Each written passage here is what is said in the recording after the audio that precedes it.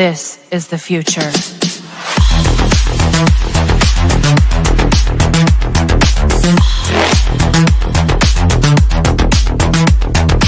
Evolution.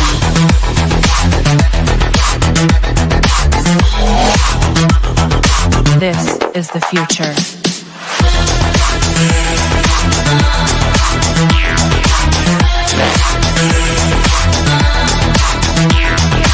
Evolution.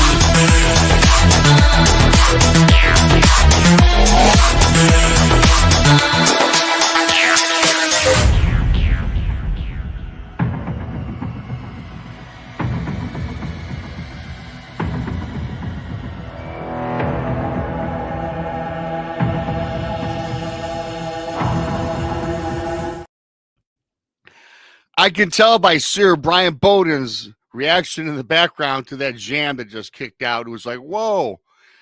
Yeah, you know, it is kind of loud, I think. Don't know how to fix that. Sorry.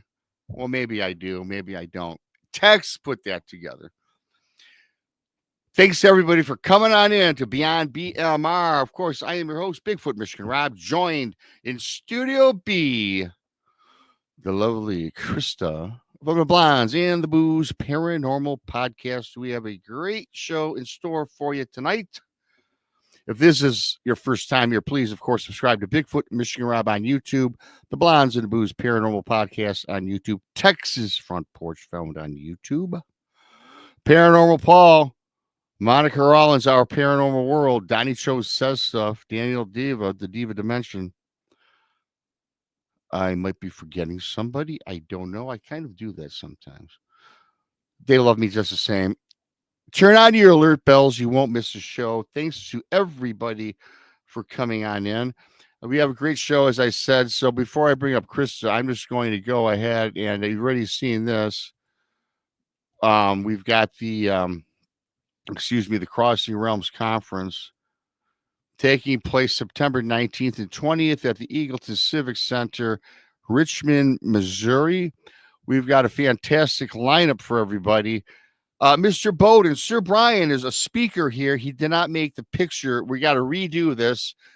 We finally had to cut all our awesome speakers at this because we added two more whose pictures are yet to make it out, and we'll get that flyer out soon for everybody to check out. Sir Bryan Bowden speaking, and also from Sasquatch Theory, Miguel. So they'll be speaking, along with Josh Hurd, Heather Mosier from Small Town Monsters, Frankie and Dan from the Haunted Garage. They'll be speaking. They're also bringing a haunted car. Tex Weston, of course, you know Tex. He's the master of ceremonies. We've got Greg Ogles, filmmaker, researcher, William Lunsford, Ronald Murphy, author, researcher, Lady Ann Celine, author, researcher, Dr. Dean Bertram, filmmaker, historian, podcaster, fantastic guy. He's going to do a great UFO presentation for everybody. We also have special guests, which include, and they're not on this picture, but Dana Stricker, Ken Gerhard, Brent Thomas.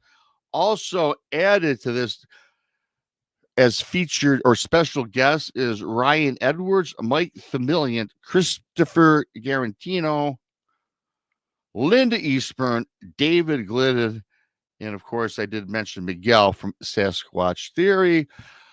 Our ghost hunt that we're doing live with everybody is sold out. Yes, it is. And I'm going to bring up Krista for the rest of the details before we get started with this awesome show. Thanks for coming on in. The super chat is, of course, open. That's a great way to help support everything that we do around here. You can also become a BMR pirate, mateys. Join today. Join the many. Join the few. Depends on your point of view. Check it on out. I appreciate each and every single one of you for coming on in, hitting that like button, and subscribing across the board. So with that being said, I'm going to bring up the lovely Krista. Hey. Hey, what's happening? Oh, it's Tuesday. It's my Monday at work, though. It's a long day. So Tuesday's your Monday. So you don't have Monday. Well, it's this week because I was off yesterday because of the holiday. Oh, yes, of course. Today was like a Monday for me. But I'd been off for 4 days, so I can't complain. You know, I'm over my Detroit Lions loss. I know I was boasting about us going to the Super Bowl. Therapy is over. I've Mhm. got to look and wait for yet another year. And I'm not going to get into the Lions. I made my peace with my inner core. And there's always next year. So I'm not going to talk any more about the Lions, but we got the Chiefs. So I'm going to root for the Chiefs now. Only because, not that you're my friend and you live in Missouri, I'm about history.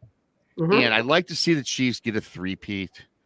Yeah, I would. Although there's other teams that I probably would root for otherwise, but last time for the Chiefs, I wanted the Lions and the Chiefs in the Super Bowl. I really did. But hey, I know, me life too. life goes on. It's only gonna be my 50th straight season of no, not going to the Super Bowl.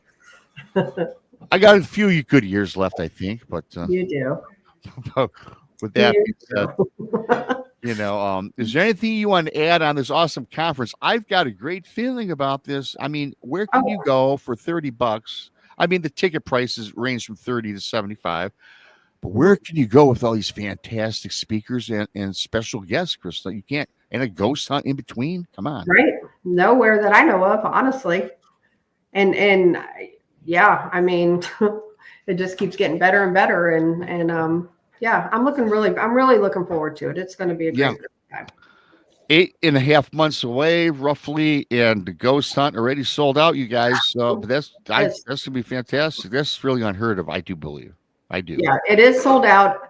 However, we are selling a lot of conference tickets as well. So, I mean, we're not sold out or anything there yet, but I mean, they're really selling, which is really surprising to me because I really thought it would be closer, to the event. But people are buying now, which is great. Yeah, we do have plenty of room. We won't put a cap on that at all because I think we can fit tons of people. And I really think that we're, for our first conference, we're all putting together on as our group, I just mentioned, we'll all be there. Donnie Cho, I mean, everybody, right? Mm-hmm. And of course, we landed a friend of ours who's joining us tonight. And yeah, and he's actually going to be at the conference. So yeah, he's actually which is really cool is because like the people that's coming that are the speakers and the special guests, like they're our friends, and it's going to just be one big like friend thing. Like all of us people in chat are coming. So it's awesome. So there is a couple questions real quick. Let me answer. I've seen that. Yeah. There's two. So Keith says, do the meet and greet tickets cover the movie as well? Yes, it does. You pay nothing else. That was added. So yes, you are good because I know you got the meet and greet tickets. And somebody else. Little Patty. Can you pay at the door? Yes, you can. You won't be turned away if you just happen to, a lot of people, you just don't know. A lot of times it's spur of the moment. You got nothing going on. Come on down. I will tell y'all too, we have vendors. We've got quite a few vendors. Our vendor lineup is really growing, and we actually have a other podcaster. There's another podcaster, Bigfoot Outlaw, I believe. Chris Grizzly. Yeah, he's there's one that'll be coming. And so there's several that are coming, several podcasters as well. So they do Paracon, which is huge. And what I love about ours, and I'm certainly not going to compare us to anybody because we're our own entity, we're our own people putting on our own event. I'm really loving this because we're going to have UFO people, paranormal people, cryptid people, and everything in between. And so it's going to be, there's subject matter and a genre for everybody, which I love. So. Yeah, exactly. Keith says, can you post what kind of vendors you're going to have eventually? Yes, we will. We absolutely will. I will tell you there's some, like craft type vendors that we have right now. There's some food ones going. So, yeah. There's a little, I mean, you can probably buy Hallmark greeting cards there. I mean, it's whatever. Yeah, you can buy probably. I think there's a lady though too. This is kind of cool because she makes like doggy treats and stuff. Oh well, there you go. All organic, yeah. So anyway, there's just a wide variety. So if you make something and you want to be a vendor, let me know because it doesn't have to be paranormal related. Like I said, like we'll take Tupperware. We don't care. We'll take it all. And I'm very proud that we've got this guy joining us. I'm going to pull him up, Mr. Sir Bryan Bowden. Hello. Hey. You can also, vend some good Temu stuff, or whatever. That's right. I'm not kidding. Like there's so many people that, that have stuff and they just want to meet. I love the fact that it's not always just on the vendor side. It's not always just paranormal or whatever. You'll have your card readers, you get the tarot people, the psychics, that'll always tell you the same thing. I knew you were coming. Whatever. They always say the same thing, right? Yeah.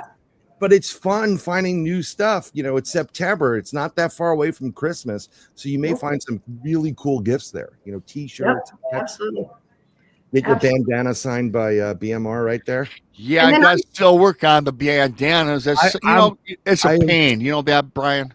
Oh, I'm trying, and it's just the problem we're having is quantity, and then that's where it's they really want a lot. And I get it. I know. But I want to sell them cheap for $10, but here in Michigan, it's going to cost me $10 just for a bandana. Right. I'm not selling a bandana for $20 when you can buy a packet on Amazon. You can get 8 for $20. Yeah. I mean, they don't say BMR on them, of course, but nonetheless. Right. Did you see Paranormal Paul's comment?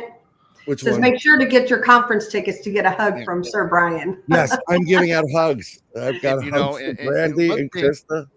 Yeah. And speaking of hugs, man, Bryan's gonna need a hug by the end of this, not just this show, but by the end of the day, because he did a podcast earlier today. In fact, you can find that on my Facebook group page and on I posted that for you.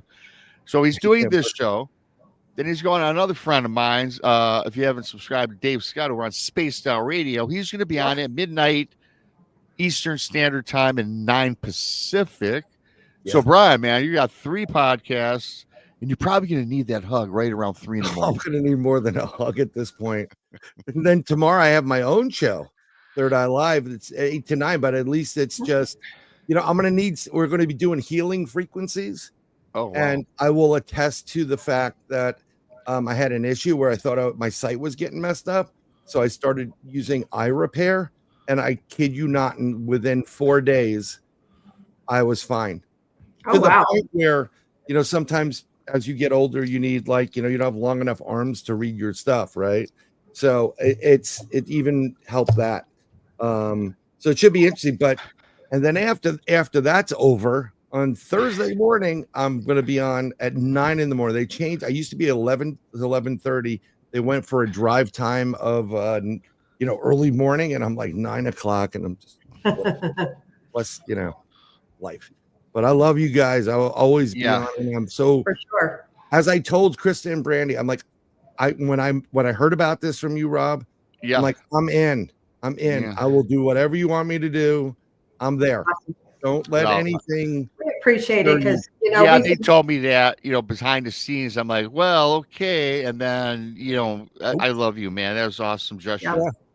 Yeah. I'm here to make this be one of the pieces or the links in the chain to make this a crazy cool event that happens every year, and keeps going because that's you guys are putting your heart and soul in this, and it's gonna be fun. That we are. And I did forget to mention we got a cool sponsor. I don't know all the sponsors. Doug Hijack from Monster Quest. Yep. And Para with a normal. Yep. And I'm missing one other one. That's it. Just those 2. Just those 2. Okay. Yep. And Para with a normal too will also be doing a gallery reading after the conference. So that's awesome. Okay. So so it should be. I'm really excited for this and the venue, the lineup, and seeing all you guys. And absolutely. And so Bryan, you have to come in on Thursday though. I'm already planning it. I'm driving in. I'm driving in from the dirty South, so I'll just continue on. The dirty stuff. Yeah, that's going to be all of us hanging out and just, if you get my meaning by hanging out on Thursday. My meaning, I'm it's all business for the week. That early where I'm there like by lunchtime on Thursday. Oh yeah, plenty of time. And then the problem is after it's over, like I got to figure out my way back. I may have to stop at Nashville and a couple other places, and then I'll get in trouble. Yeah, I'll probably get accosted at the TSA again. I always get accosted at TSA. Yeah, well, it's part my fault the very first time. That's a long story. Yeah. Nothing. Most people have heard it. Yeah, they thought I was a cocaine smuggler with my Bigfoot cast. Yeah, I told them it was baked in cocaine, please. Then, of course, I got a million agents around me.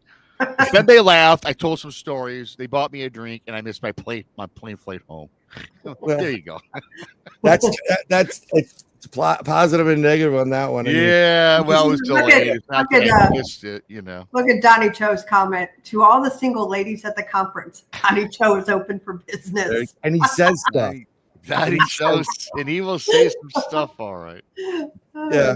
It's something everybody could do. If you want to give yourself a little bit of protection, I told you guys this, Krista and Brandy, put salt. You always use salt. You can stick it in your pocket. Now, it gets a little messy, but so you can take I prefer something that's natural, like I'm going to say kosher sea salt because there's certain requirements. It's been used in the beginning, but not the artificial stuff. And I used to keep it in like a little Ziploc bag. And it was crystallized, and I'm like, after a while, it become powdery. And I'm like, if I get pulled over, I'm going. So I switched to when you go into like the food places, grab a whole of those packets of salt that you rip, grab them, put some in your pocket, put them in your car, put them in your house.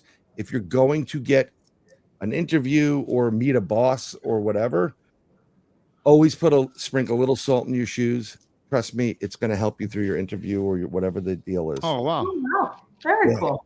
And before I forget, too, that reminds me, because I would like to say this to you personally on air, because you and I talk about personal stuff off air. We're friends now. We've been friends for a while. Yeah. I was telling you about my mom was really sick, and she's getting better, and I was coming under the weather.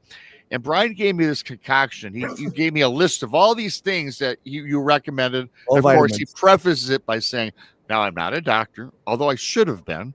I'm like, okay, well, what is it? You sent me, this list of things to go buy. And you know what? Within an hour, I went to the drugstore. I bought everything you recommended. I gave it to my mom, and she's like, what the hell is this? I go, don't worry, it's a buddy of mine. He's not steering me wrong. In fact, I'm going to take it, too, because within 3 days, I certainly felt way better. And, my mom, I think she had other medications. She was getting better, but I think that extra boost of that concoction, I think that helped her as well. So thank you for vitamins. All it is vitamins, man. Yeah. My buddy Al, he's not feeling well, and I'm yelling at him on the phone. Yeah. I'm like, I got the flu. I'm like, dude, I've sent you like 9 different times all the things. Yeah, I think I have. I'm like, but I've dealt with other people down here in Florida. They got some people that work at my outdoor store, and some were had the flu. I'm like, dude, take this right now. And I wrote it out. And one of the guys is the biggest, poo, whatever it is. He goes, I live by this stuff now. I swear by it. I've told 10 other people about it. And all it is supplements. It's vitamins. And that's all it is. And it works. So it does. I'm glad Mom's doing well. I'm glad you're doing well. Yeah, in fact, I think I'm going to start I take a multivitamin. I'm going to get the show started here in a minute. But I'm going to do some more research in all this because people have been telling me for years about vitamins, and all these herbals. And you know what? I think that for the new year, that's something I'm going to check into, not only for myself, but others. I think it's probably the way to go.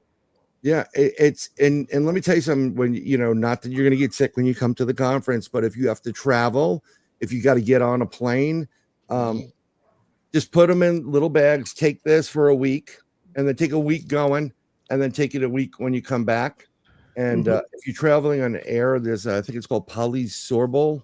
It's a cream. It has zinc in it. And if you take a little bit and stick it on the inside of your nostrils, you're not going to get sick from the plane ride, you know. I'm going to have to remember that for I will my tell travel. you before you leave. Yeah, I'm sure you will, because I'm going to forget about that. And so anyway, yes, sir. No, thank you. We've been 21 minutes into it, and sorry. But no, this is how we roll. That's how I roll. I don't go right into the meat of the topic in the first 15, 20 minutes. Mm-hmm. Hell, go on my night show. We don't start until 30, 40 minutes into it, because we talk about mayonnaise. Seriously, we did a whole show on mayonnaise for 40 minutes. The Dukes versus Hellman's mayonnaise challenge. Which is probably one of my highest rated shows. Dukes is the better mayo now. That's just my 2 cents. I never had it. I in fact did a TikTok, not a TikTok. I did an Instagram, and I had like 2,000 people watch it in like 3 hours, because I did the challenge, and I did the live challenge and sampled them both. Dukes is for me number one. Thank you, Josh. It's so much better, and it's less expensive, and on top of it, doesn't use bioengineered stuff. Yes, thanks so much, Josh Turner. Subscribe to Josh Turner on Paranormal Roundtable. You can find him at least 3 days a week. Great friend. Thank you. Go show him some love. Thanks, Josh. So I kind of putting this show together. I titled The Phenomena That Threatens Mankind. Kind of, and it was not good. It's not clickbait, because we've talked about these things. We have, and because I've got to tell you, and I know that you're into this, and it doesn't even have to be paranormal or cryptids. It can be anything. But when we talk about these certain cryptids, dogman, werewolves, talk about these paranormal phenomena we experience. We even talk about, the government blasting lasers into the atmosphere, whatever they're doing. There's an abundance of things that they're doing, right? Oh yeah. What to you, man, when you think about what threatens us as a society, as mankind might be a deep word to use, but maybe as a society or our planet, what rings to you that is something that we really should pay more attention to, and the average Joe just does not know about it, unless you're kind of like us weird people? There's a lot going on, and the problem you have is you got to pay attention to alternative information sources, right? Because lately, and I would say last 5 to 7 years, since a certain person got into office named Barry, there's been some heavy manipulating of the way information is disseminated to the public. And it's not your mom or dad's stuff. You can't just sit in front of, my dad used to call it the idiot box, and watch. Yeah. Right. So the problem is they're doing this, and this is smoke and mirrors, and this is part of everything. Like, even with the UFO stuff, there's smoke and mirrors. There's actual extraterrestrials doing stuff. And then there's the government, the U.S. black budget, whatever, doing it as well.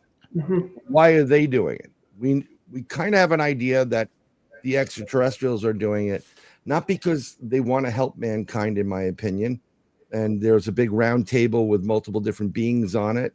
Whatever in Star Wars, and okay, before we go out and help the Earthlings, who wants pizza and who wants Chinese? It doesn't work that way. Mm-hmm. They're here their races are where they've already obliterated their lineage, and they need to kind of bring that back and recapture it and make more extraterrestrials. So they use us as the foundation for that stuff, because we just happen to have the perfect piece of property, foundation, DNA wise, RNA wise, junk DNA wise, to grow extraterrestrials. And it's just a little experiment. It's the 4-box quadrant.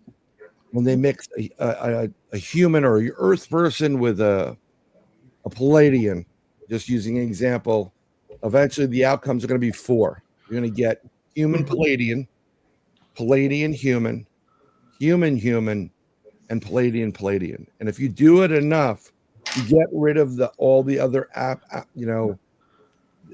combinations, and you just get Palladian. So then you can grow your race again and correct the mistakes that they've made. Whatever it is, it could be, blowing their planet to smithereens. It could be just killing off their relatives and what have you. We're on a path right now where we're putting our faith into people that are doing something similar to what these extraterrestrials are doing, but I believe it's more nefarious.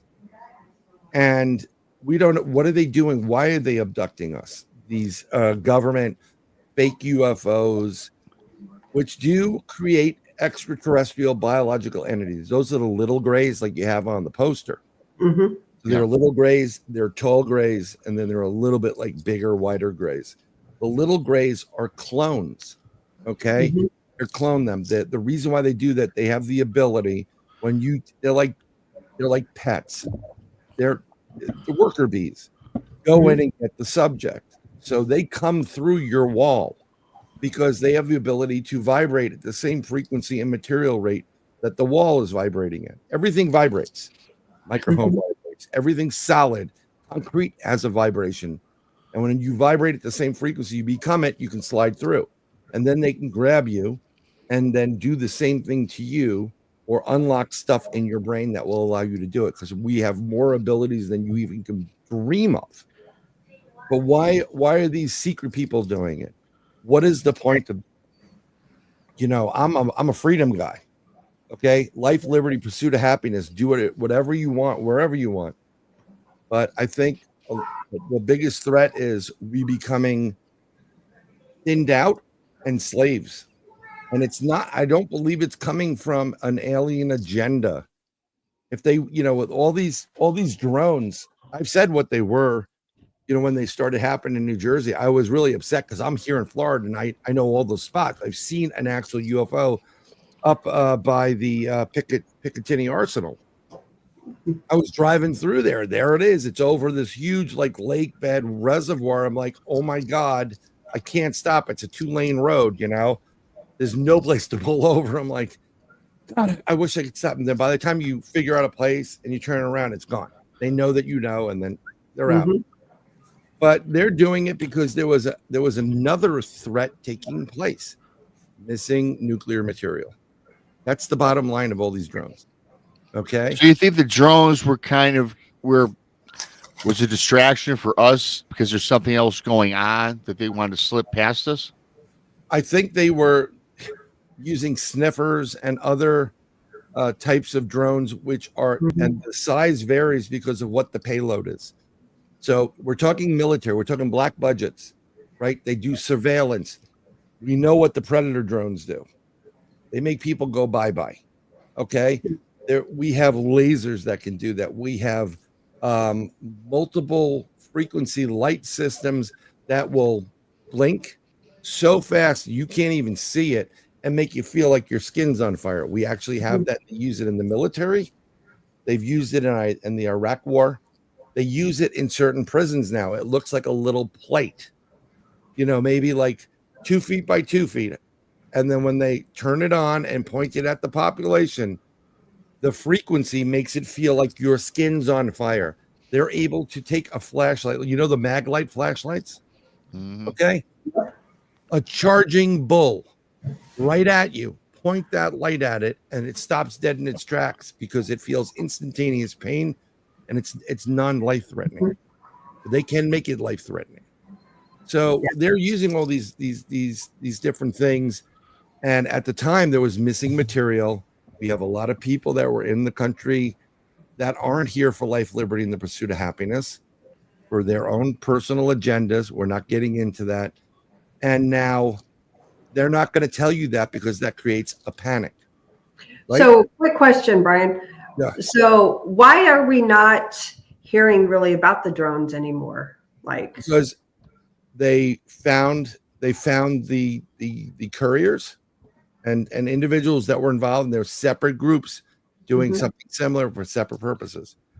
I told you on the show, we did a little prediction. I think I This was in the beginning of December. I know people in government, and I did a review on this, what's going on about, because there was threats.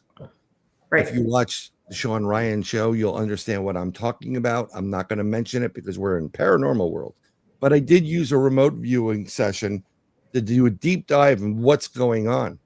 And I saw a certain group of people all over the country, from Minnesota coming down to Arizona. I told them to watch the dam. I told them about 3 places, religious institutions in New York. They're going to be closed. Don't be fooled by that. Go in the basement.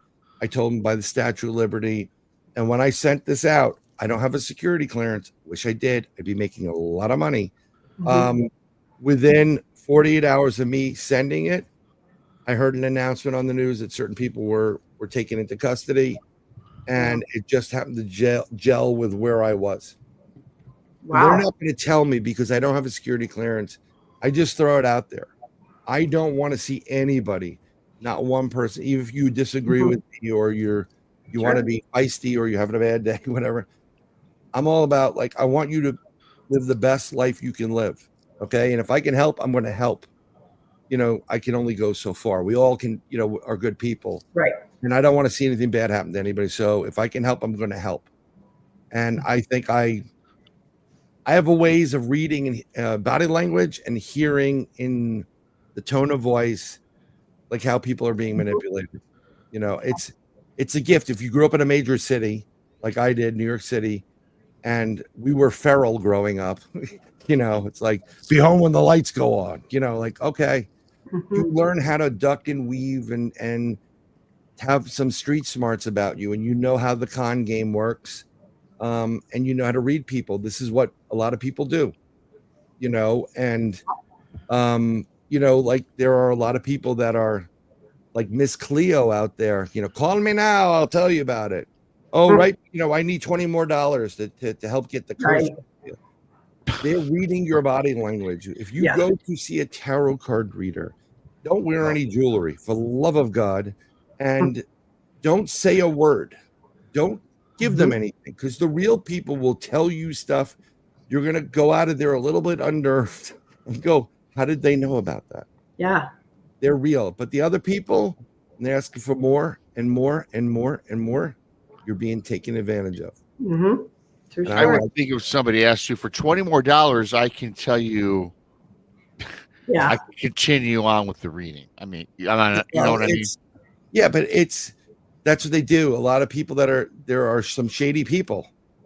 Do you remember those years ago? They had those, it was late night call-ins, you know, to the readings, you know. Miss Cleo was one of them. Yeah. Yeah. And when I was dealing with this, the psychic for our group is also like a sister to me. Cindy Bailey Dove. She's out of Arkansas, and she is spot on. I'll give you an example of how spot on she was. She doesn't remember it. It was an intense investigation. We're at someone's house, a client. We're not getting paid for it. And Cindy's on the phone, and the client did not believe. She said, you know, Cindy's like, she doesn't believe me. I said, okay, well, is there a way you can prove it? And she's like, so she starts saying some stuff, and we're like, what are you, you know, the woman's like, what is she saying? She says, turn around. So I'm in my, you know, we're in the kitchen. She turns around. I said, open the cabinet. Goes, what are you doing? Cindy was reading her medicine bottle. Wow. And the woman just said, how did she do that? And like, we're trying to tell you, like, she's psychic. Right. This is what she does. Right. So, you know, I mean, this is what I've been doing since I was told I had these abilities, and I wanted to test them out. I call it remote viewing. And she used to say the same thing. You're psychic like me. And I'm like, no, I'm a remote viewer. Like, you call whatever the hell you want. So I owned up to it because I interviewed somebody else, and they told me, and they said, a couple of friends, they're a great psychic, and they were pretty good. And they said, you really need to start doing readings. And I didn't want to, but I did. And I do readings. And I did it inadvertently. I did it to help people. And it just started. And then someone I was friendly with got me a job, a reading job. and I had to go remote view into their place, see if it was cleared out. Mm-hmm. So when things happen and I'm dealing with this, I see it automatically. I don't really have to sit there 99% of the time to see it. If you ask me about a residence, I'm already there. If you want, I know we're going to be connected, and I see it. And I saw it's in the kitchen. It's hovering up above. It's coming through the vents. I told them, she cleared it out. And then when I went back, she said it before I talked to this client, she said, I said, I don't even know what to charge this person. So she said, charge him that. So that's what I use from that point forward. Mm-hmm. But 99% of the time, when I do private readings and I get paid for it, I do the reading, and then the next 10 interactions with them, I don't charge you for it. I'm like, right. I do believe, that, it's an energy exchange. So I do believe, like, to some extent, maybe not get paid cash, but like, take it out, trade or things like that. So I do know people who do that, who will trade, this for that, just because it is like trading energy, 100%. But here's the thing. And my Cindy doesn't charge. Mm-hmm. I'm not charging. There are other people that do charge, and they're really, really good as well. And I said, you have a certain amount of time in your life, and some of your time is worth something. So I had no clue what to charge. I will tell you exactly what I charge on private readings. And like you guys know, I work with you. Okay. Just because I charge you that, it's not every time we talk. Right. So I put the number out, $100 for the hour. It always goes longer than the damn hour because Bryan can't shut his mouth. But I want to give you something. And then if I do it, and I'm like, do not pay me anything. I'm not comfortable with it. We'll revisit this next week. Yeah. Because sometimes you go through your own personal things that conflict with it. And that's how I operate. I'm not gonna ask you to pay for something and you're not getting what you paid for. I don't want to be a Miss Cleo. And that's one of the reasons why I didn't want to do any of this stuff. Yeah. A lot of the big name ones, and I'm not going to name names here because y'all can use your mind, your own. But I actually had reached out to one, and this has been 5 years ago, and it was a big one. And he was $700 for 30 minutes. I'm like, I don't think so. F you. That told me everything I need to know. That man wanted nothing but my money. Exactly. And let me tell you what I love to do it, because I was initially a science guy, right? Remember, there's a man named Dave Scott who always talks about science. Stop talking about science. And all these people go like, we're doing science here. I'm like, you kind of can't do science in the paranormal unless you physically have a Bigfoot and physically have a dogman, and you can go, okay, does this hurt? Okay, write it down. Does this hurt? It doesn't happen. If I had a physical Bigfoot, I wouldn't be conducting any science. I'd either be eliminated by the government powers that be, they'd steal it, or I'd be making a lot of money, like, come see the Bigfoot. I wouldn't want to do that to the Bigfoot. I would probably let it go, but that's the whole point, But the whole point is that it's these people. I'm based in science, so I'm always trying to think scientifically through what I do. And if I can replicate something, okay, cool, that's great. Then I'll tell Krista, go to that house, stay in this room, and do X, Y, and Z, and see if you get the same lighting. Right. And if you do it, then that's a scientific experiment. But 99% of the time, you can't do it. I appreciate science, and I do, but they always, without it's all factual based, and people like us, science does not apply, right? I mean, for the most part. I wanted to ask you something, going back to your remote viewing. Sure. The thing about, like, talking about, if you come across something, let's say you're doing remote view. I don't know what the subject is. Maybe you're doing it. I don't even know how you start. So just bear with me. If you're doing a remote view and you come across something, Bryan, that you feel through your viewing is kind of a detriment to our society, or something that the people should know about. We all know that there's psyops, and we all know that the CIA probably knows, or a government ABC agency probably knows, who the top remote viewers are. I'm sure you're on a list, Bryan.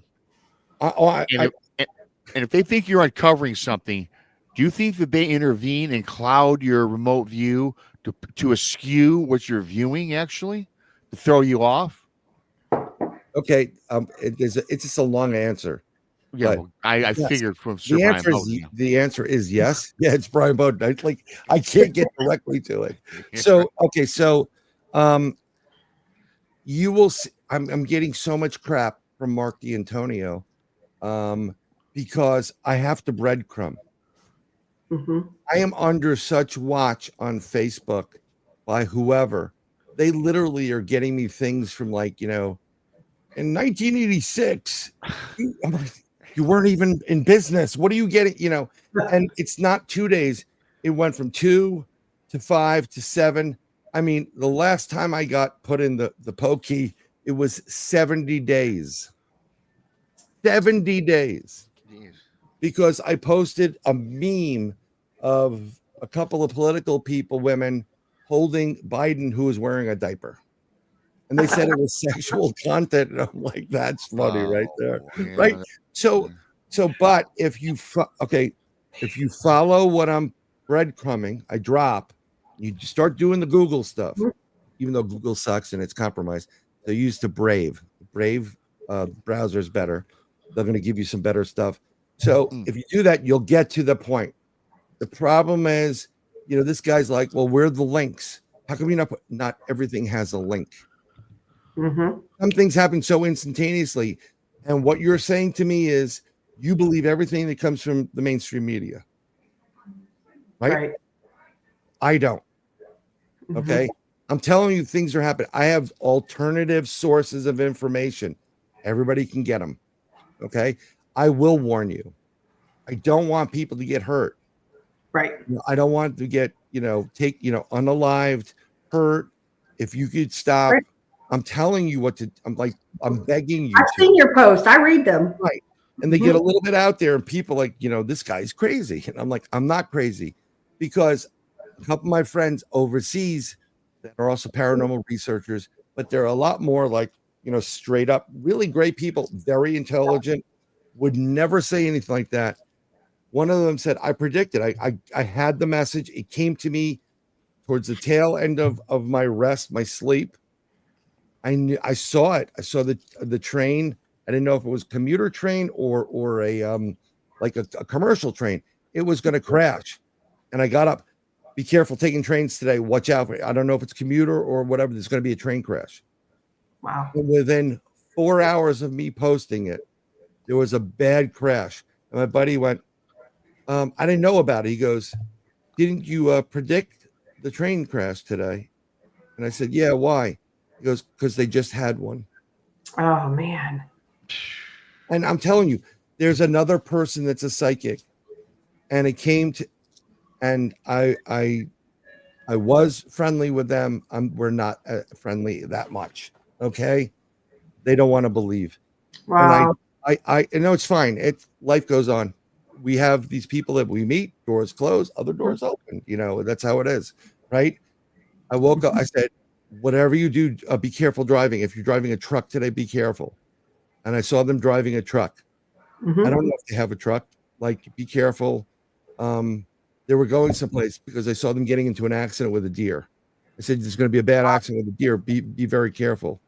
Are you driving? And they came back and they said, where did this come from? And I told them, and I got to tell them these things. Right. Right. And they said, okay. I go, are you driving a truck? She goes, yeah, I'm driving my dad's. I said, please be careful. And she had to travel to a further point. I said, just really take it easy, pay attention. And she actually texted me the whole entire time on the way home. Wow. I'm like, yep, just saw the deer up. So another one came out. And because I intervened, I thoroughly believe that I changed her path. Okay. I have a summer camp friend who does a lot of TV and film production. Great guy. Doesn't believe in what I'm believing. Actually, he just hired 2 people that are twins that deal with UFOs. And I'm like, you bastard, I do this. Why haven't you come to me? Whatever. So we're talking about some development out of the blue. It just came to me. I said, I need you to go. I need you to go see your doctor. Check your heart. Please go to the doctor. Mm-hmm. And I just sent it to him because he doesn't believe in the hokey pokey stuff. Right. And he gets it, and he comes back. He goes, "Hey, man, this is like, I know, this is a little bit weird, and like I'm kind of like," he was pissed off, and this isn't funny. And I said, "I'm not being funny. This is not a joke." Right. Doctor. I explained to him I saw something wrong with his heart. And then he told me, he goes, "Really?" And, eventually I go, "What's going on?" He goes, "I have a problem with my heart right now." Wow. So I said, "It's very fixable. You got to go see the doctor." And he was debating whether to go or not. Mm-hmm.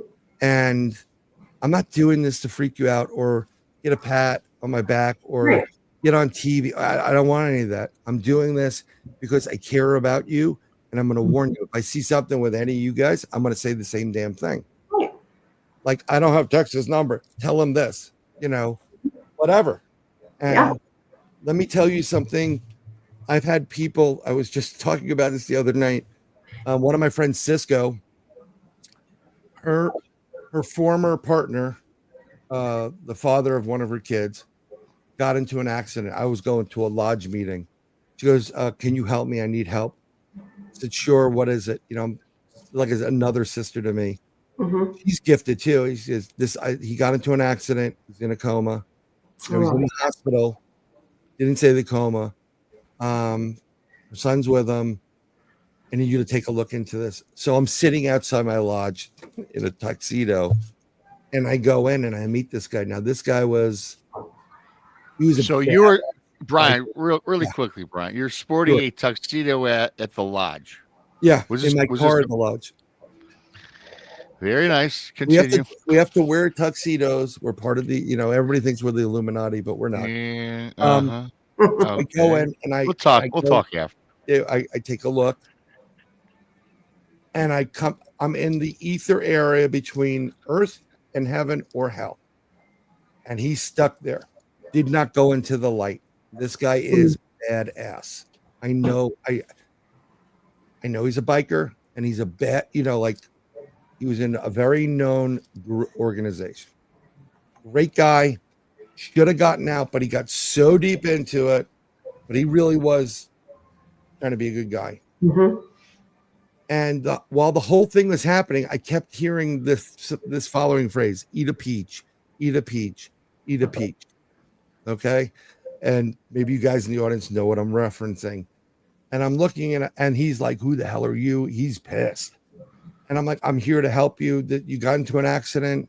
You're at a spot where you can either come back. It's going to take a lot of work, or you can go into the light." And he's really, I'm like, I'm a big boy, but I know who this guy is. And he's really hostile and angry, and you know where the hell he was. It's like dark room.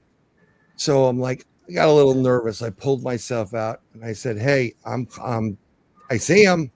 And I told him about his son. I saw him in the bed, his son holding his hand. Mm-hmm. He's in a coma. And I told him everything. So I tell her, I know her as one name. And I said, "He's really hostile. I don't know what you want me to do at this point."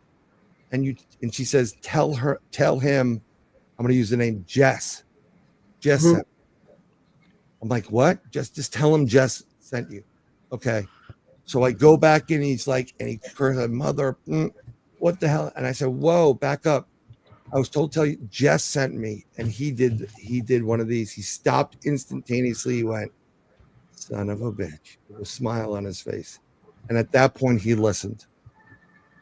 Wow. We went through it. Now I told him the routes he can choose. You come back, you have to heal yourself. If not, you're going to be dead. But you have to move on, and then you'll be judged. And he chose the other option because it would have been better on his son.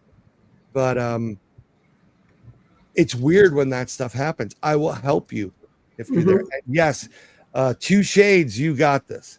So when I went back to my friend and I said, "I got to ask you something," the whole time all I heard was, "Eat a peach, eat a peach, eat a peach." Do you know, is that a reference for you and him? And I know what it means. Dwayne Allman drove his motorcycle into the back of a peach truck and he died, and they named the album Eat a Peach. Beach. And my friend and her former said, one day you're going to do a Dwayne, Eat a Peach. That's how I work. Wow. Hey, really quickly, I'm sorry, Chris. Melissa keeps posting. I was just good minds. Yes, you work together so well. So this is from Melissa. She's a longtime friend of the channel. My husband has to leave for a few days to come home tonight. He still is yet to arrive. Please pray. So I sense she's a little nervous, Brian. So yeah. Well, here she said this too. This is it. It says, Brian, my husband was supposed to come home tonight. He hasn't yet. Will he come home safe and sound? I mean, I can try to take a look into that, but I think it's because of the cold weather and certain connections and certain other issues. But I don't immediately feel there's nothing wrong. It's just something like that. I don't work like that 99% of the time. Yeah. So please forgive me, but I don't think it's a bad thing. I'm getting a cold weather vibe about it. Like something happened, the car is not, or the battery's dying, or they're stuck behind something else. Right. And I'm going to pray for you and your family and him as well. I send those prayers and blessings out to you guys in recovery and healing. Absolutely. I do as well. Yeah. For sure. So yeah, I will tell. Put you on the spot there. She asked, and no. Yeah, I'm being honest. Sometimes it's pretty quick, but usually I'm this direction. If something comes to me, I'll let you know. And let me ask you something. And let me ask you, I know when you see someone physically, you get that feeling, that vibe. Like I personally can sum up somebody, I've said many times. That's physically. I could touch a person and get a vibe. I could talk to someone and get a vibe. I'm very good at it. Very good. I'm not bragging. But now something like online like this, a person from, Arkansas, I'm in Michigan, you're in Florida, Chris is in Missouri. If somebody asks a question randomly in a chat room, to me, that would be very hard to get that frequency, right? Or get that vibe, or it just depends on how you practice your craft. So, I mean, it's better when I can hear them a little bit better, and I can ask a couple of questions. This is a public space, and I would never go into private stuff like that. Gotcha. Yeah, I got you. But this does not stop people who are gifted from doing it. I know somebody, his name John, it's Edwards, not the guy who's on TV all the time. This is an older man. Sure. He just connects. My psychic will just connect, and I can just connect. You get to a certain point where it's almost like they've, like Rob, you had the what do you call it, boards, the sound boards, in your club, right? And you had like 47 different channels, whatever it is, right? And then you have patches, and if you patch in A into this unit, it's kind of like the old phone ladies. When you get something, you just patch into it automatically. But I instantaneously, when she said it, I got this. I'm seeing it's cold. The weather's not good. Like you're stuck on the side of the road. Like I almost got stuck. I feel the cold. I don't believe anything bad has happened to him. He's just not happy to be, you just get stuck in traffic. Sure. So I'm just praying that, that's the case. But that's why it's good to have this program called Life 360, and you can track your people. Yes. Yeah. I have my kids on that. Yeah, I have my kids on it too. And I don't normally, like I said before, when I come up with people, I get it. It's a lot of it one-on-one. I'm getting it. I don't normally read you. I'm not going out to read you. Your business is your business. Right. Unless you're my children and their friends. Right. And it's my business. Yeah.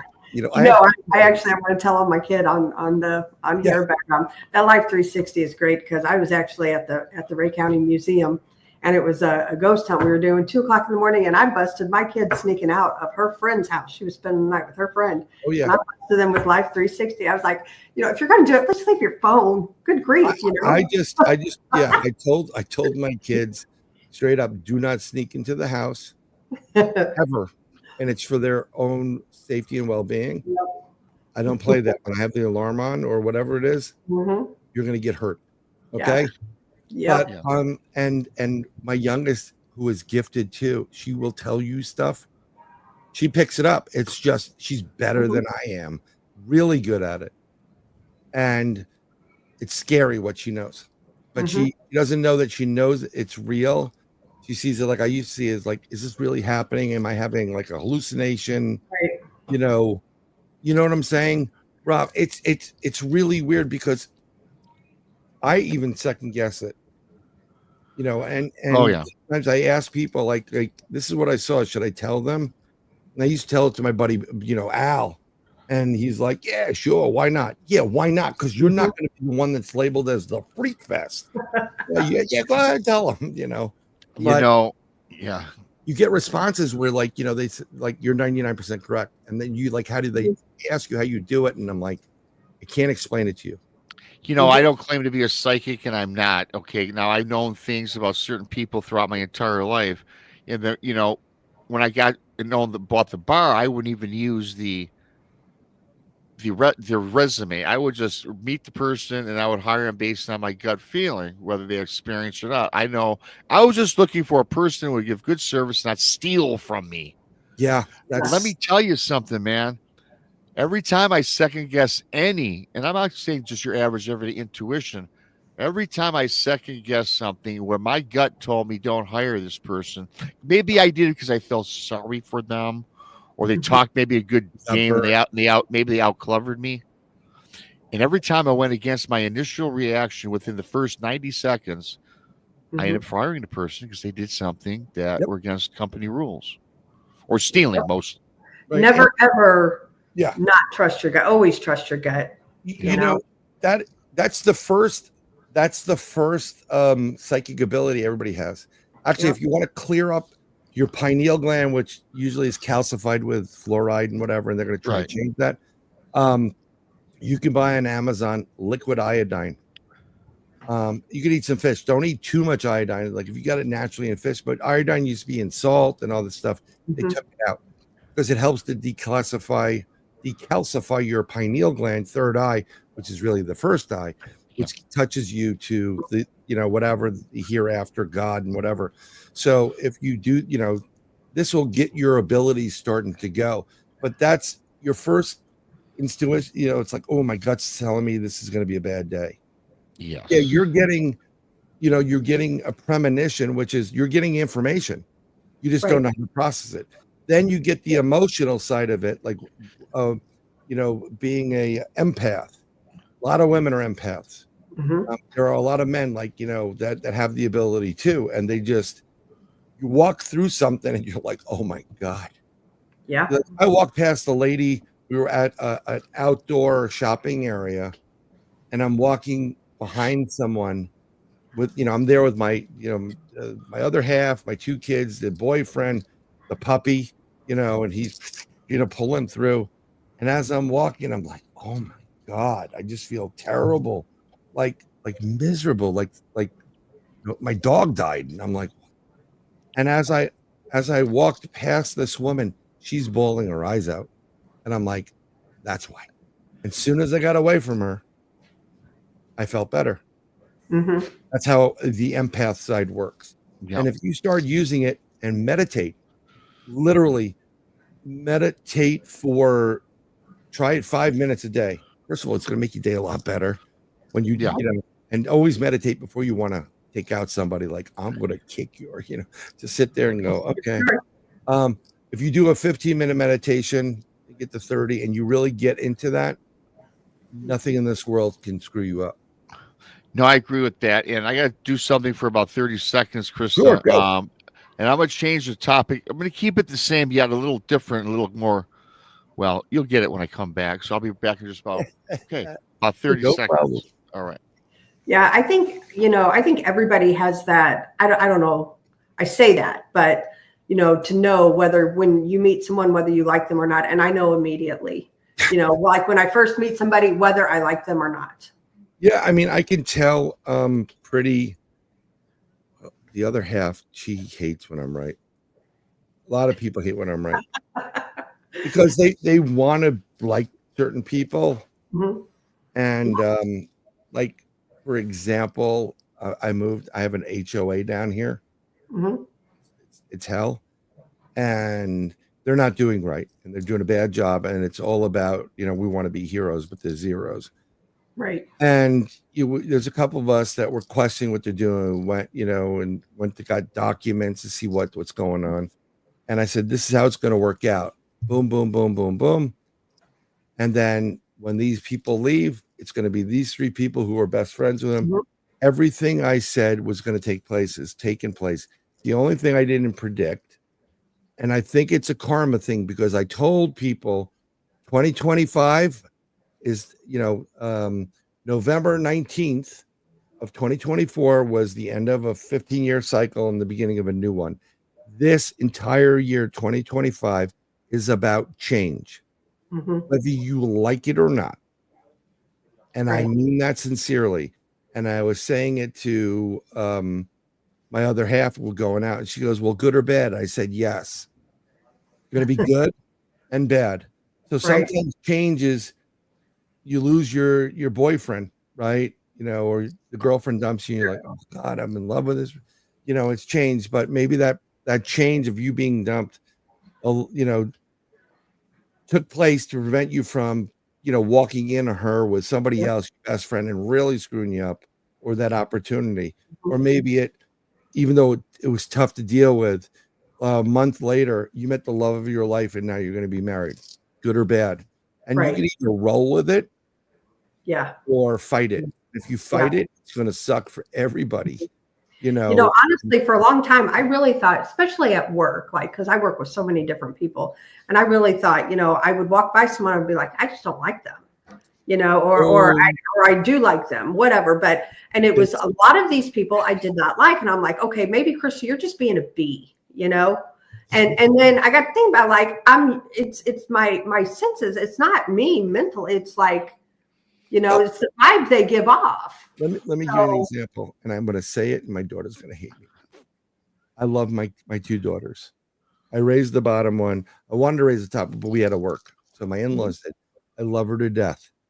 But she's been through so much with bullying and all this other stuff that she's always on the defensive. She's the sweetest kid in the round. She's 17. She's still sweet, and she's wonderful. And if you got to know her, you'd realize how much she could be really fun. She has a weird sense of humor. But she walks around in a defensive posture with what my wife says is resting bitch face. Yeah. I got one of those. Let me tell you, I'm surrounded by three. Sometimes it's all three of them. And I'm like, oh, it's going to be a long day. But we're trying to tell them. And she has a hard time with people at high school because that's what they see. Right. And they don't see this girl smiling and fun and really laughing and whatever. And she's so afraid to let her guard down. So be careful how you treat people, because you don't, like I said, you don't know what they've been through. Yeah. And they may have the defenses up because I don't want to go through that again.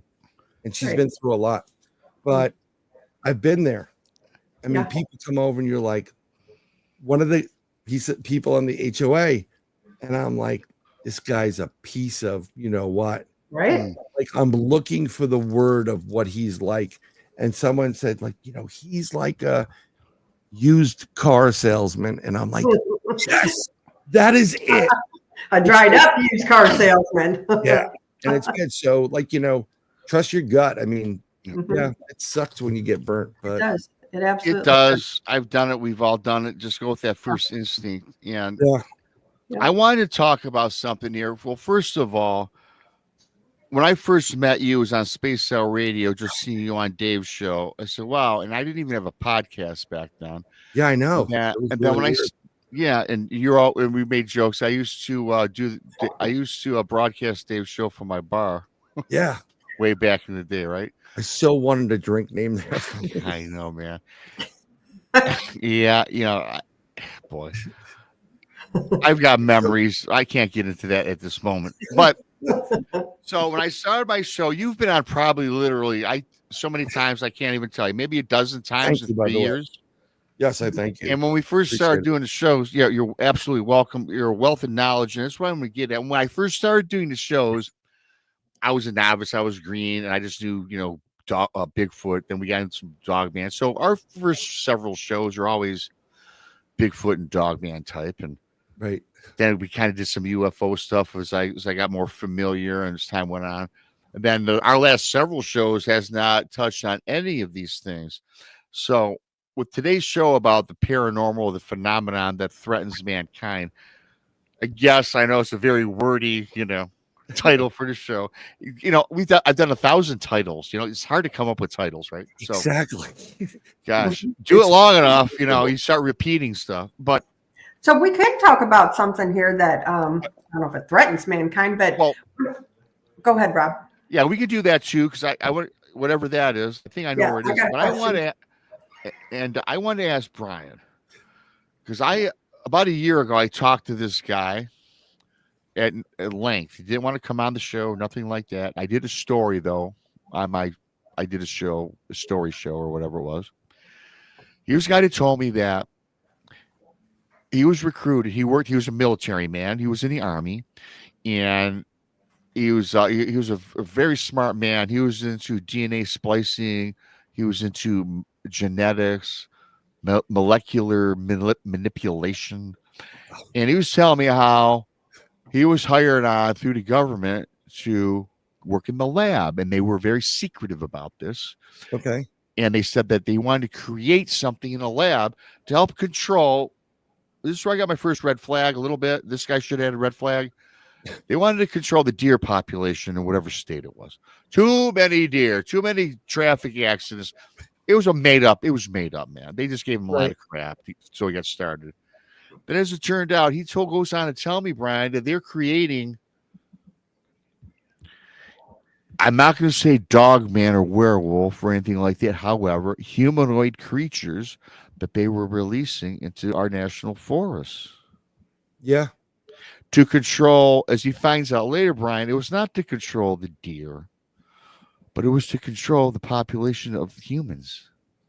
We've all heard about First New World Order, NWA. That's man. That's coming. Maybe not in our lifetime. It's ready, set in place, and it's ready to roll. We don't know who these people are. They're trillionaires pulling the strings. That's coming, folks. Maybe not in our lifetime. I think it's happening now. I think it's happening now. And when he went on to tell me such a fascinating story about how he knew after a year and a half in, it was to control and get rid of people, which he attributed to a lot of the missing 411. Wouldn't tell me the government name, the facility. In fact, when he first got there, he was blindfolded. He goes on to tell me, put on a helicopter, much like we see in the movies. So I'm thinking, boy, this guy just wants to, give me this line of BS because it's a good story. Yeah. But you know what, man? I talked to him several times, and I tend to believe that does go on. And I think this guy probably was somewhat truthful. I think he left out details, but I think that goes on today, man. I 100% agree. I mean, there's been a lot of talk in the cryptid community about like Dogman being a government soldier. And like I said before, I don't have a physical Dogman. I don't think anybody in the world does, but I do believe there are government agencies that do have them. They have a Bigfoot or 2 or 3 or 20. They have a Dogman. They have a Ram Man. They have all these things. And the reason they're doing experiments on them. And what better super soldier than a 10-foot bipedal werewolf, right? Now, this is one of the threats. You come up with an idea. Hey, we'll swab your DNA and we'll tell you where you came from. It's great. It's a great idea. but there's always some agency or government that's using it for the wrong thing. And 99% of the time, be it science or government, it's used for war and control, power. So I thoroughly believe that there are some of these creatures that have been either created through genetic means, like let's take a pig and a frog and put it together and see what we get. And then also taking some of the DNA or whatever makes a dogman, and then utilized it to control it as a gigantic pet, go fetch, and dropping that off. What a better place to drop it off than a national forest or park. People go missing all the time, or Alaska, right? Yeah. Let's see what it can do. And if you think that the powers that be in our world don't experiment on the public, there's a lot of stuff you need to start reading that. Well, no, send me all you got, man. I'll read up all that stuff. Yeah, well, John's right. Like you said, they'll use these creatures eventually for population control. Right, because you're going to get to a point where if they can't in you, because you're going to know, then okay, well, we can't get these people this way. So what we're going to do is we're going to do a Bill Gates and put it in their food. Right. And then they'll come back with something different. And then if that doesn't work, like, well, let's go release the hounds. And I've heard this was like either, I don't think it was last year, it was like 2 years ago. Oh, in Colorado, I forgot what national forest was there. It was shut down with a 5-mile perimeter around the whole thing, or 50-mile perimeter. And all people said the military is there. Only the military went in. Apparently something rips people apart to shreds. And they said it was a bear or a cat. Yeah. It was a dog man. And that's what happens. Now, I did get phone calls. I got a couple of phone calls from unknown numbers, 000s on it. I'm like, hello. Before there was a lot of telemarketers, and I don't give my phone number out. We had this conversation. So there's no way I'm not published. And I'm talking this happened when Al was talking about Dogman. So I'm like, you jumped the shark. This is the episode of, Fonzie jumped the shark. And the more I researched it, and then I get a phone call from somebody, and I'm not going to tell you who I am. I will tell you what I do for the United States government. I'm in the military. I'm in a special unit. We are tasked to protect our bases. And yes, these things are 100% real. I have killed several of them. He didn't go into the other part, like we're making them as well. But if they take them out, they're going to a lab someplace, and they're going to be like, take the DNA out, and they'll grow a little one. Right. And then put something in it to control it, like a kill switch. So yeah, this is a crazy world. Crazy world we live in. So scary world we live in. It really is scary. Yeah. I mentioned also to Krista, I said it's not only the stuff that the government's doing, but there are interdimensional beings that are doing it too. And the reason why they're here and are able to come here is different timelines. We broke through using the colliders. We destroyed not only our timeline, we blew it up, but we blew the ones that are around us. And when we re-put it back together again, there are holes in the cracks. So the black-eyed kids come. And the flying humanoids in Chicago come. The flying humanoids that, over by the FedEx landing area over in Chicago by the airport. There was, all these people seeing these, it's like a Mothman, red eyes. They look like, gargoyles, and they fly down and they do things. Some of these creatures are they're evil. They feed off of us. That's what they do. Either the fear or the actual flesh. And I'm telling you, I was just kind of telling you a little bit of this. I mentioned this on their prediction show that we're going to see a lot more interdimensional fairies. It's super thin at this point. And people have woken up to what real evil is, and they're fighting back. The number one selling book in the world right now is the Bible. Yeah. I believe that. Okay, so people are getting more religion now, which is great. God bless. There are people that aren't religious. I understand. Go your path. But evil is going. They know that certain routes are gone. So now they're trying alternative routes. They're going after animals and creatures. And my dog has the weirdest. He has resting doodle face. It's an Australian Labradoodle. And he's got these human-like eyes. I've had dogs my entire life. I've never seen eyes like this dog has. But he sees things. And he's not like a bull terrier. I had a bull terrier. They're like, like Lenny from Of Mice and Men. They can destroy you if they want, but they just want to be loved, He goes out, and we went out the other day. It was Friday night, 12:20 in the morning. I heard some of the highway in the front of the house. And come into the house, and I want to go into, he wants to go extra on the backyard.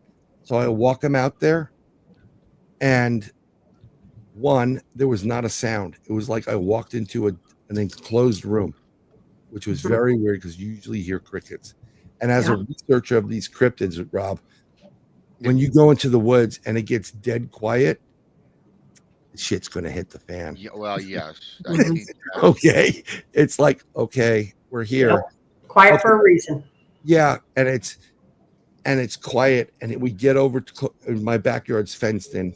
It's aluminum fence. It's not really, he could probably break through it if he wanted to. Okay, and we get to, and he's staring at something, and I know he's looking at it. It's not he's following it. And then his head goes down. And I got this vibe right off the bat. I'm like, we're going inside. I just don't like it. There is something in my backyard right now, around my backyard. I believe it's interdimensional. And I do ward my property. And I think everybody should. Say a prayer, put a white golden light bubble of protection around you guys. Always when you go someplace. With a mirror on the outside, but you can look through so no one can see in. So I do that with my property. I do it with my kids wherever I go. Okay. I was uncomfortable about. I'm like, something's up, and I'm going in the house. And 2 days after that, I walk my dog. I live near a canal in Florida. They have a lot of these waterways, right? And I live in a part where it's on the East Coast, but it's close to the middle, where the forests are, and then the Everglades bleed into. We're not that far away from Bigfoot country. And as I'm going there, I could show it to you. I find a print, and it's really weird. It looks odd on the ground. And I take a picture with my foot there. And when I blow it up, it's a handprint. And the finger is minimum either 2 or 3 of mine, each digit. Wow. My dog was looking at it, and I'm like, that's unusual. So I go in the house and do my thing, and then, a day later, I tell my other half, like, yeah, I found a really weird print. Take a look.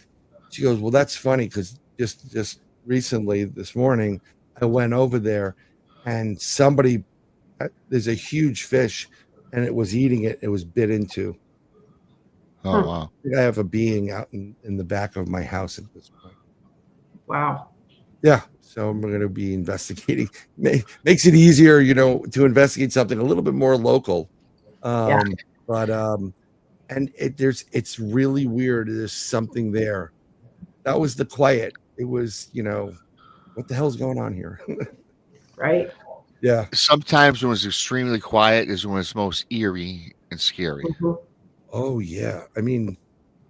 Ghost investigations, they're not as quiet as you'd like them to be because, for me, I was doing a lot more of the tech, we were both investigating, but my job was reviewing all the video and the audio. And let me tell you something, people don't realize that in some of these old homes, just because you're in the basement doesn't mean I can't hear you in the attic. It's called a vent. And it's loud, and it's like, be quiet. But when it gets quiet or or where you are, there's a cold spot, you know something's happening. Mhm. You know, it's crazy. I believe in that. Krista, you have something? Yes, ma'am. No, I've just been listening. It's all Okay. good. I just think we're going to get a lot more weird things, and everybody's going to see it now. Yeah, I think so too. Hopefully, we can bring them over to the conference. We'll bring some Faye there. Yeah. Oh, well, Ron Murphy's going to be there, and I'm sure Yes. he's going to be talking on the Fae. I'm looking forward to He it. too is. I volunteered him. He is also giving out free hugs. Well, good. Oh, very good, Ron. You know, I think I commented on your post or his post, somebody's post. I was like, Yes. I'll take a hug from you both. I said I'm going to give you and Brandy a hug. So yeah, I'll give out. You know what? It's not. I've always been told by people talking about when you like people like automatically, or when you meet somebody. Sometimes you meet somebody, I'm like, this person's great. Mhm. Or I see people. This is the weirdest thing, and I don't know if anybody else in the chat has done it, or Rob, if you've had it, or Krista. I've been in places, and this happens every so often, and people are looking at me like I am a celebrity. Like, you know, like when you go, oh my God, that's Roger. No. I'm not talking about it as a celebrity, but it's like, no. I say, yeah. Like, yeah. yeah. And you like, but some of them are like, there's a familiarity to, like, I know this guy. Where do I know this person? I've never met them before in my life. And then sometimes I wonder, did we meet on the spaceship? Seriously. Or past life. Or past life. I will say it's happened to me throughout my lifetime several times. I mean, where I thought, where you make eye contact, it's like, do I know you? We've all said that to people. I know, Chris, you probably you see someone, you're kind of looking at them, whether it's a man, a woman, whatever. And I'll look and say, do I know you? Like, I was gonna ask you the same thing. And then you have a connection, because now you're both there all of a sudden trying to figure out where you may or may not know each other. Got that feeling that you're being watched, which you are, because they're looking at you like, do I know you? You know? Yeah, you know. But it's so then, you know, being in this field, all of us are in this field. Is this somebody I was abducted with? Is this somebody that watches the show or what we do? Is it a fan? Not that we're like uber celebrities. I mean, if we got paid a lot of money, it'd be great, but we don't. You know, you know, it doesn't work that way. Even when you do TV, it's like, we'll give you $400. Okay. Yeah, you know, like, whatever, right? But then I start thinking also outside of that realm. Is it a guardian angel? Is it a spirit guide? Because I've been told they too will come up to you. They will. I had a really bad moment when I lived up in the Bronx. I was pissed. I was pissed at the other half, whatever. And I went outside just to cool the hell off.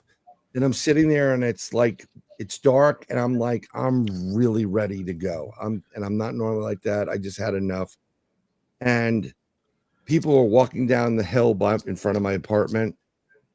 There's a train at the bottom of the hill. So they go there. And it was really weird. This woman was walking and smiled at me and said, have a good night. Really happy. And I said, thank you. And something didn't feel right about it. And when I turned around, they were gone. Wow. And immediately I said, that was my spirit guide, kind of like, bring it down, brother. You know, I got to tell you something. I don't know if I ever told you this. Chris has heard this. But since you kind of brought this up, it comes to a story that happened to me. It's kind of, I don't know what this was, Brian. Maybe, I don't think I've told you. This was 2 Christmases ago. I'm at the Kroger's. And I had this brand new jacket I was wearing. And then there was nothing in the pockets. It was new. And I checked all the pockets. In fact, I think I might have washed it prior. And it was pretty cool. It was, Christmas time. And I'm at the Kroger just getting some small items or whatever. I don't have any. I'm not a jewel. I don't wear jewelry. I have a cool silver chain or necklace that I do wear. That's really it. I don't have crosses in my house. I believe in God and all that, but I don't have Right. The crucifix, it's not my thing. Never been my thing. So I'm again in Kroger. I'm in the middle of the aisle, and I'm minding my own business. I'm looking on the shelf. Whatever I'm looking for, I don't know. Then I just sensed someone again was looking at me, and I look at this older woman. She's about 8 or 9 feet away from me. Very nice looking woman. I mean, when I mean that, just very nice, pleasant, look like a sweet person, much older than I. And she goes, "Hello, Merry Christmas. May the Lord be with you." Whatever. I'm like, "Oh, thank you. Same to you." She goes, "Are you looking for something special?" I said, "No, picking up some odds and ends." And she says, "Okay, well, have a blessed day." I'm like, "Thank you." And so I go about my business. And there's not too many people in the store. Now I'm in the middle of this shopping aisle, so it's probably to get to the end of the aisle and to like walk away. It's going to take you some time, especially if you're older, maybe 50 feet. So right after she says, "God bless you, Merry Christmas," I thank you, and I look. Then all of a sudden, Brian, Chris, to everyone listening, I unzip my pocket and I reach into my pocket. And again, I don't sport jewelry, and I've saved this ever since this day. There's a crucifix in my pocket. That's awesome. In my pocket, and I do not. I got awesome. this that day, and I look very quickly to the right for whatever the reason. She's gone, and I immediately start going. Yeah, and I immediately start going through the store looking for this woman. Didn't find her, didn't see her. So I always felt, even though, and I keep it right here in my studio area as something, because that was bottom dollar. I don't know what this I don't know the significance or anything. All I know is was not in my pocket, never had owned a crucifix. And I talked to her. I got this weird feeling to look in my pocket, and it's there, and she's gone. Wow. It's not bad though, right? I mean, I don't think it's a bad thing. I mean, no, I felt great. I wanted to go. If I was going to find her, I didn't know what I was going to ask her, because she was within 8 feet of me. I could tell if someone's going through my pockets, my front pocket on my jacket. Yeah, I'm like you. I used to have some Native American stuff on, different things, and whatever. If you're, the girlfriend gives you a chain, a leash to go with it, whatever. Only joking, folks. So the only thing I use right here is I have this iron bracelet. I got it at Etsy's. It was like $19. It's pure iron. Okay. And then I have this copper and a watch. And the iron is because when you wear iron on your left arm, it prevents evil from coming within you. It's been used by exorcists. Somebody told me that. Yep, since the beginning of time. You should do it. You support it. Go get it on Etsy. Some of them are really cool. This is pretty great. Copper is always good as a healing thing. Matter of fact, I want everybody to treat yourself this month. Go online and buy a copper goblet to drink out of, and watch how you feel after doing it for a month. I guarantee you'll feel better, because we're missing the metals in our and the natural fabrics in our lives. Making us sick. But I love stuff like that. I went to a really close friend of mine. We're talking about, she does tea leaves and coffee grinds. And Armenian, Turkish Armenian. Her grandmother did it. She can read it. And we're talking about all the spooky stuff. She's into it. And her mom wasn't feeling well, and she had some psoriasis and whatever. So they said to go to, she heard about this church in the Bronx called St. Lucy's, and they have a grotto like the Lourdes grotto, the Virgin Mary in it. They have this water coming in there. It's supposed to heal people. So she goes there with everybody. They're waiting on the line to get into the grotto, and they meet this woman who was heard them speaking Turkish and Armenian, who was Armenian, and they strike up a conversation. It's church. What are you going to do? Why are you here? And this woman said, I noticed. So the woman that strikes up the conversation with them, she said, well, I had a bad accident. I broke both of my arms, and they put them in casts. And they said, I never be able to use them again. They were going to do surgery and whatever. I've been in cast for a year. So someone told me to come to St. Louis, and I was itching, and I was so whatever, I'm going to come there. She walked in, and she was asking about the healing, and she kind of was going to back out of the whole situation, right? I'm like, nah, I'm good. And the nun comes up and says, "What's wrong with you?"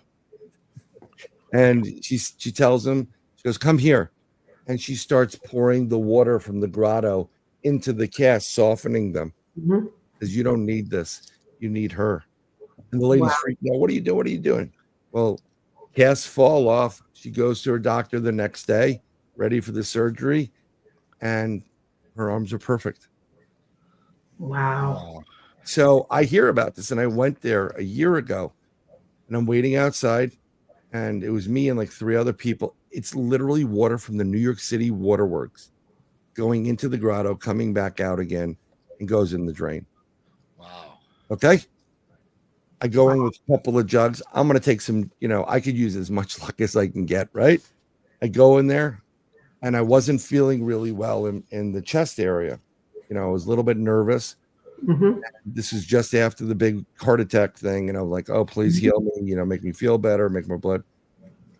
I put my hand in that water, and my hand to God, I felt a feeling of electricity go through my body and went right across my chest and out.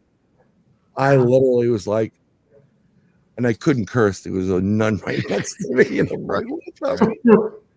And I will never forget that. I brought some of it back. And you know what? Because I'll probably be coming from the north or the south. I'm driving from the south.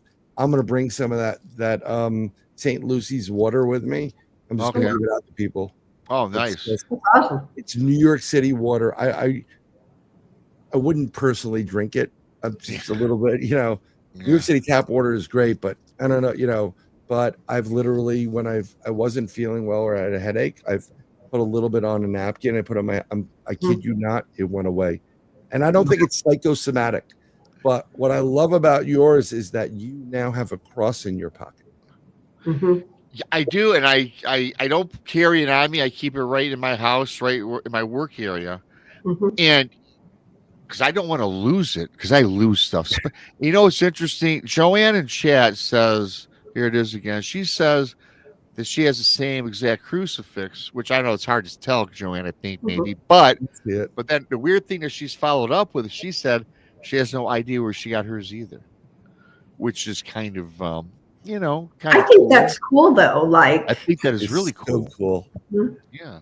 God works in mysterious ways. I always hated that. I actually had a conversation with a priest, a friend of mine who's a priest. Actually, it's going to be on my show tomorrow. And he was ordained as a minister. He's an Italian guy who got ordained, and he does a lot of healings, and he does Reiki and all this other stuff. And when I had an issue, I asked him, and I'm like, he goes, I'd love to give you the God works in mysterious ways line. And I said, if you do, I'm walking out the door. But it's God apparently does, Yeah. I'm I'm just I'm telling you, another thing is you may have walked away from it because not the cool kids aren't doing it. You don't have to go to a building to do it, but try to start praying every day. I do actually do that. I started doing more and more of it, especially since, believe it or not, hey, listen, everyone's heard me. I grew up Catholic school, man. I went to church 5 days a week, my entire life, 1st grade through 7th grade. Kind of when I got done because I was used to doing it. I haven't been to church in 20 years, and I don't think it's a bad thing. I don't have to pray to God to go to. And in fact, I got to argue with my aunt over Christmas over this. You've got to start going to church, Robbie. I pray to God every single day. And in fact, I always have throughout my life. Now, there was a period in my life where I didn't talk to God for about a decade. But now I do. I have a relationship, my relationship, and it's a good one. And I appreciate it, and that's me. That works for me. Yeah. You don't have to go into a building. No, you don't. And my sister was just over there. We had the same topic about our aunt because she always talks about this. It's like, and we kind of don't want to hear this. Don't bring it up at Christmas time. But anyway, even though it's about Jesus, but we just don't go. Okay, we're not bad people. I'm not a sinner. I tell God every day I'm a sinner. Please forgive me, and amongst other things I say, right, and talk and pray, right. But they know who I am up there. You know, Bowden guy is cursing you again. Don't worry about it. I'll get and no, to answer somebody else's question, I don't know if I had any paranormal. I've always had paranormal stuff happen to me. I don't know if this made it more or less. So I think it's a good thing. That's what I believe in my heart. Question for Patty. The eye repair was not a drop or a cream. It was actually listening to not a binaural beat, but a frequency. And actually, we're going to be talking about it tomorrow night, and we'll put in the links to all the frequencies. There's a whole. If you go to my YouTube, which is at Bryan Bowden, one word, you'll see Third Eye Live frequencies. It's on there, and you plug in your headphones and you listen to it. I know it sounds crazy. I'm telling you, it worked for me. Yeah, I dropped your link in chat. I did it. Well, I do appreciate that. You know, and I could go for another half hour, but Krista, do you have a question for? I know you had a question. Do you have something else for Bryan? I lost my thought. Yeah, me too. I have one other from Chicago to New York. I do have a UFO thing, but you know what, man? I'm not going to bring it up because it's going to take 20 minutes, and I know, out of respect for you, I want you to take the next hour and 30 minutes off. Because you'll be on Space Out Radio. It ain't happening. At midnight. Yeah. Right? I will. Midnight. Yeah, I love Dave, but God, can we get him over to the East Coast and Eastern or even Central? Dave, I must say, Dave was a little annoyed with me. He goes, "How come you stopped, watching me in the live chat?" Because I've been always in this for many years. I'm like, dude, my schedule's changed where I can't stay up till 3 a.m. anyway to watch your whole show. I watch the replay when I find when there's a cool topic. I'll watch it. Yeah. But I'm just not in the chat no more because good old BMR. I mean, like tonight's show, I get up every day like 7:30. And dude, going to bed at 3:00. Let me tell you, I love doing the show. I'm there for anybody that needs me to do it. You know that if I can do it, I'm going to do it. I'm going to help you out. But there is nothing worse because, I can become a night owl, but you're doing it. You're kind of tired, but you're holding in there. And then you get off the show at about, you used to make us go to 3, right? Yeah. Oh, I remember that. And then you get that second wind and your brain goes on and goes, why don't we feed tuna to fish and eliminate a whole process? And you're like, oh my God. Well, I'm never getting to sleep tonight. So here's the thing. We do a Saturday night show. Me, Krista, Monica, Brandy, and now Tex on my channel. The late show, the late night we call it. We started doing it at midnight. And a lot of times it goes close to 2 hours, sometimes an hour and a half, hour, 40 minutes. So for me, it's almost 3 in the morning. So for me, it's like 2 in the morning when it ends. But after every show, I'm wired, dude. And I cannot fall asleep till 4 in the morning. That is the problem. So we cut it back to an hour. For everyone listening, Saturday nights we now are on at 11 in the East. We moved it back an hour because just for rest, plus the girls too. I was having a problem staying awake just to get to the show. It's bad to have a show with my women on my show or have their eyes shut halfway through it. I've been on a couple of shows with these. This is what these people do. They're nice people, and they put me on the show. And you can see him doing that. And I'm like, you're able to take off a day. You know that, right? But you get so tired. And then now after this, I'm going to go, my dog's, he's still like a puppy. He's going to be like, we're playing now, right? And I'm like, no, not really. I'm taking you for a walk. That's what we're going to do. And, and it's what it is. I love being out with you guys. I love you, Rob. I love you, Chris. Oh, I love you too, man. I always enjoy having you on. And Brandy and Donnie and Paranormal and everybody in your whole familia. You can't ask for a better, and I'm going to say it, better network. Josh Turner and all those people. Yeah. It's just, I love it. And you guys are really good people. And I knew that from day one. And I appreciate that. And I did want to thank going around. So Thanks. I appreciate you so much. I'm glad we became friends. I want to thank Josh and Aniela for their awesome super chats tonight. That's awesome. Yes. Thank you to you guys. If you're still in the chat room, I do appreciate you guys for throwing out the donation. Not expected, always appreciated. Bryan Bowden, you got to send me the link to your latest and greatest so I can post it in this. I appreciate it. No, I do have something real quick here. Yeah, go right, Chris. Okay. Bryan, didn't you and Ron talk about you guys are doing a book and might have it at? Yeah, we're definitely going to have it at the conference. It's my fault between moving and dealing with like kids and whatever. Ron has like 5 kids that he knows of and whatever else left. But we're doing so the basic book is about aliens, Nephilim, angels, UFOs, giants, earth mounds. So wait, you're working on this? No, we have 99% of it. I got to throw in some stuff in there. Man, so it's I got to bring. Do I have to bring $100 for that? Because that sounds like an awful. I don't know. Expensive book, man. I'm gonna be formatting it, and I will be publishing it through KDP.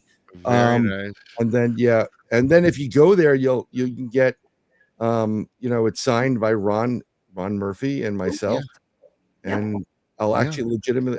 I am working on a book. I was working on a Bigfoot book, a UFO book, and a Dogman book, and now I'm just going to combine certain things.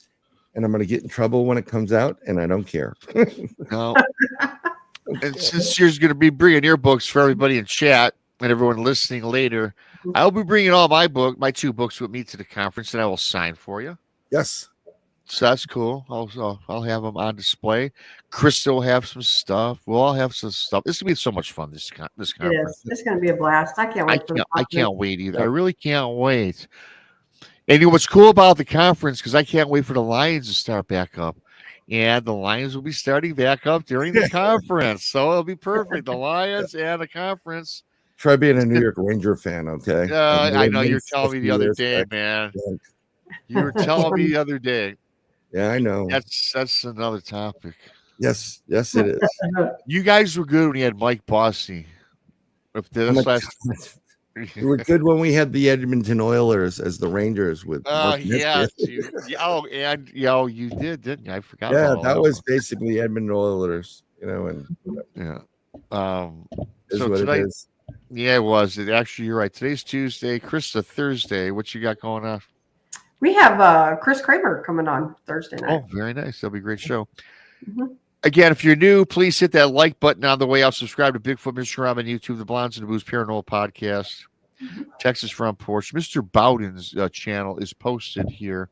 Someplace in I'll drop it again under you. It's comes under. I appreciate it, and I appreciate everybody that listens. And I'm trying to make it interactive. So I have that that psychic that I mentioned earlier who's from Western Florida.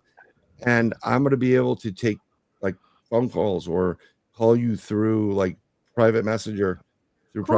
So you'll be able to ask a question of them and you're going to get an answer because I can do it.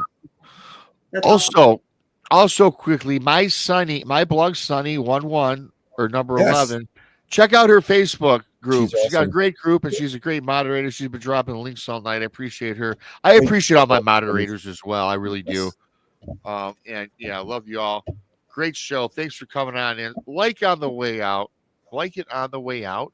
And I'll be back on next Thursday afternoon with Tex.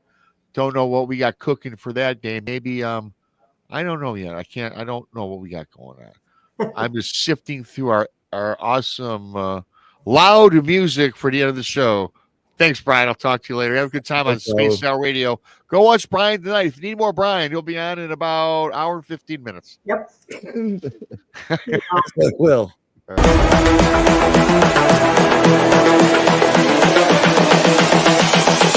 This is the future.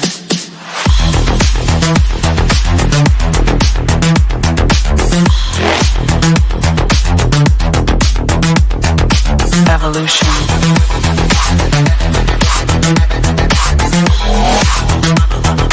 This is the future.